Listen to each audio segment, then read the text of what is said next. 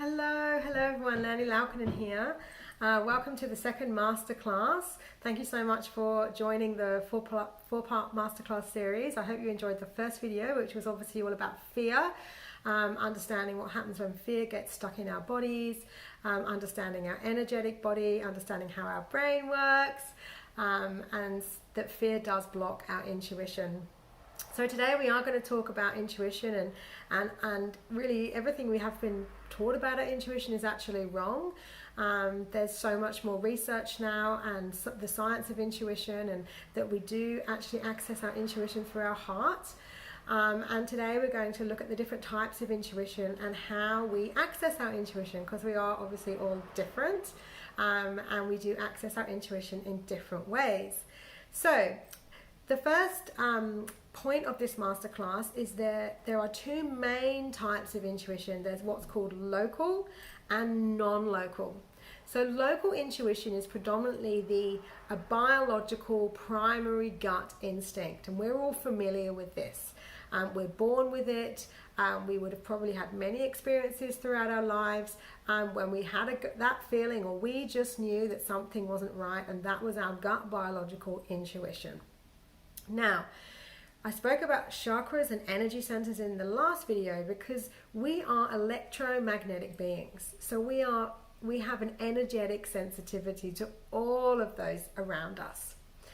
And we know this when we wake up and we're feeling great, and our energy kind of radiates out of us, and we have a great morning and a great day, and everyone we meet, there's just positive natural energy.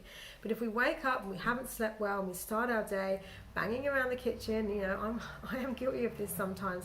We just don't have the best day, and the people around us don't either, because the chakras, the energy centers in our body, these little spinning wheels of energy are like radars and sponges. So we're always feeding off each other all the time. So, if you identify with being highly sensitive or an empath, we are all highly sensitive because we are human. So when we combine our intuitive intelligence with our energetic sensitivity, this starts to become one of our superpowers, because we can start to really tune into our environment and what's going on around us, and we can start to tune into this non-local intuition. So non-local intuition is where we get knowledge, we get wisdom, we get guidance, but it's not based on any past knowledge, and it really is not it can't be explained by any time and space. So really it's coming from a different power. It's non-local. It's not in our local physical worlds.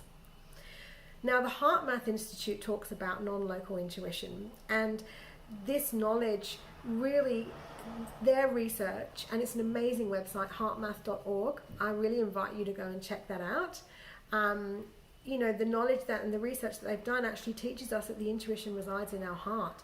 Our heart, the intelligence of our heart is so much more powerful than the intelligence of our brain when it comes to thoughts and feelings and emotions. And our next masterclass will be all about the power of the heart. So we know we have this innate primary local intuition, and then we have access to this non-local intuition that again is not explained by any kind of past knowledge. Now we also have three subcategories, if you like, within the local and non-local intuition states.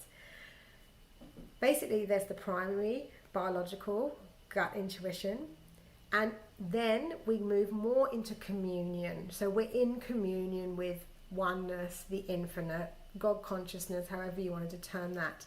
And then we start to, once we are working our intuition like a muscle, we start to go into surrender intuition, where we literally are just like, show me the way, let me be of service. And we fully trust our intuition, and we never question our ego ever again. And as we start our journey and we become more and more guided, and we learn to trust more and more, the surrender intuition is an absolutely beautiful state of being, and that's where we're able to manifest incredible opportunities and people and places, because we're coming from a deep state of presence, and we're in our heart. Because when we're present, we're in the moment, we find joy and love, and there is no fear, because fear cannot live in our heart. And so this is why when we go down this road of really harnessing our intuition, we understand that, yes, we've all got this biological gut instinct, but everyone also has access to this non-local intuition. So that's the first type of intuition that I've already explained. And there's a shadow and a light side to each of these subsections as well.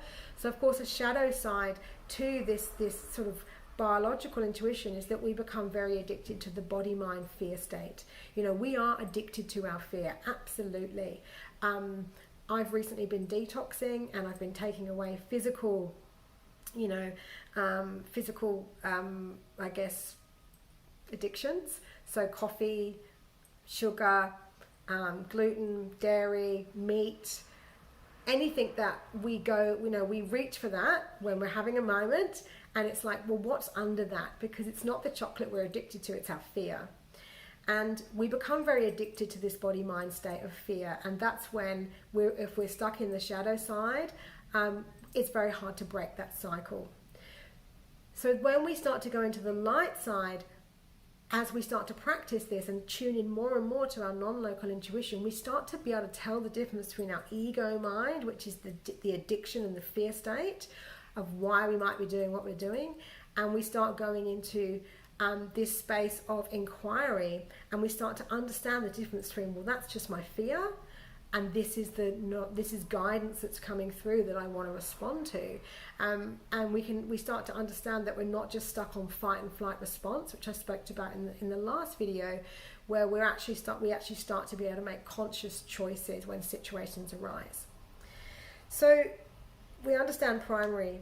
The communion intuition is really a beautiful phase, because we start to become really aware of our awakening, and we start to realize that there is this great source not defined by time and space, that it's not past or forgotten knowledge.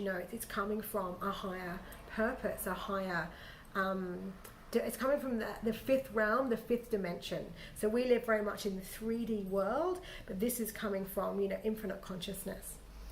And again, this communion really starts to help us understand that we are in partnership with the one mind, with infinite consciousness, and that we're all inherently connected.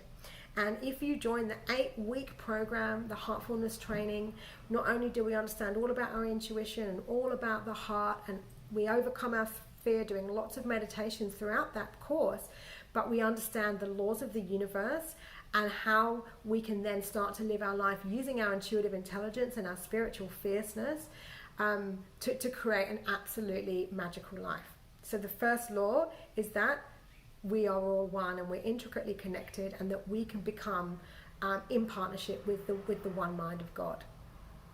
The shadow side to that is you can start shouting instructions. Okay, so I'm going to be all spiritual, and I'm going to be really good, but I want a new car and a new house, and I want to find my soulmate, and I want all the things. And basically that's not being in communion. That's your ego just shouting instructions to the universe.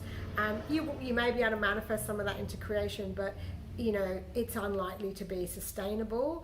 And also, for us to really manifest a life filled with ease and grace, it comes from a deep state of presence, it comes from a deep state of communion, and a deep state of surrender. So, the surrender is very much when we just trust. We absolutely 100 trust that guidance that's coming through. And we are really a servant, and we feel the grace of the infinite coming through us. Now, we're quite often going to drop in and out of these states. I know that's something I do. I drop in and out of communion and surrender. And the shadow side of surrender is that, it's so beautiful, we just forego responsibility. Even when you're being instructed to use your intuition to create a product or service, to help the collective, we would rather actually just avoid doing that because it's uncomfortable, and we don't want to transmute pain and overcome the fear. So we have to take radical responsibility that if we choose to take this path to really surrender to the one mind of God or infinite consciousness, that we need to take action on that. And really our task, our purpose is to overcome the belief in separation. It's to return to wholeness. So we also have four types of, four different clairs, and clairs are ways that we can access our intuition, and you may have heard of some of them, but basically you've got clairaudience, so clair hearing, so you may hear messages that are coming through from your heart, and you know, when you use your intuitive intelligence, you can tune in and you may be able to hear messages. You may see visions. I definitely see visions. We actually have all four of these clairs, but we're dominated by one. So clairvoyance, you know, when you go and you've got the crystal ball, we can clearly see a vision. Cognizance is when we just know deep in our being, we just know that we need to do whatever it is that we're being told to do. And then there's clairsentient, which is just a feeling. So you may get like a full body yes when you're invited into a program or an opportunity arises. And again, this overwhelming feeling, you may get goosebumps all over your body and, you know, physical signs that this is the right thing for you to do. So we definitely have a dominant clair, but we do have access to all four of them as well. And the more intuitive we become, the more these will start to entwine and drop in. Now we are very intuitive, but we do tend to lose our, you know, to trust our intuition as we become older. I've worked with kids. I taught kids yoga for 5 years, and I would do this really cool trick with kids where they'd sit in a circle and I'd put something in the middle, you know, it's like a little thumb, what are they called? I don't know, thimble thumb thing, and I'd put it in the middle, and I'd get one of the kids to take it, and they'd all have their eyes closed, and then we'd open our eyes, and I'd get the other kids to pick who it was, and they would just know. They'd be like, it was him or it was her. And kids are really intuitive, so you can start to kind of get really playful and fun with your intuition. A great way of doing that is just to ask yourself a question where you know the answer is yes. You know, it could be as simple as, do I live in Brisbane? Well, I do, and I don't know where you live, but you can say something like, you know the answer is yes. And how do you receive that? How do you receive that answer? And then you go, okay, I'm going to ask myself a question where I know the answer's wrong. You know, am I a man? I'm not, but that's a pretty definite no. And again, where do you feel that in your body? How did you receive that? Because your intuition is instant. You will always get an instant response for that. Now, if you decide to come into the full 8-week training program, we do a beautiful meditation, which also allows you to start to access your intuition and understand which clair is dominant for you. So thank you so much for tuning in. The next class will all be about the heart, the power of the heart, and really why this whole training is called Heartfuness. And yeah, I look forward to connecting with you soon. Bye.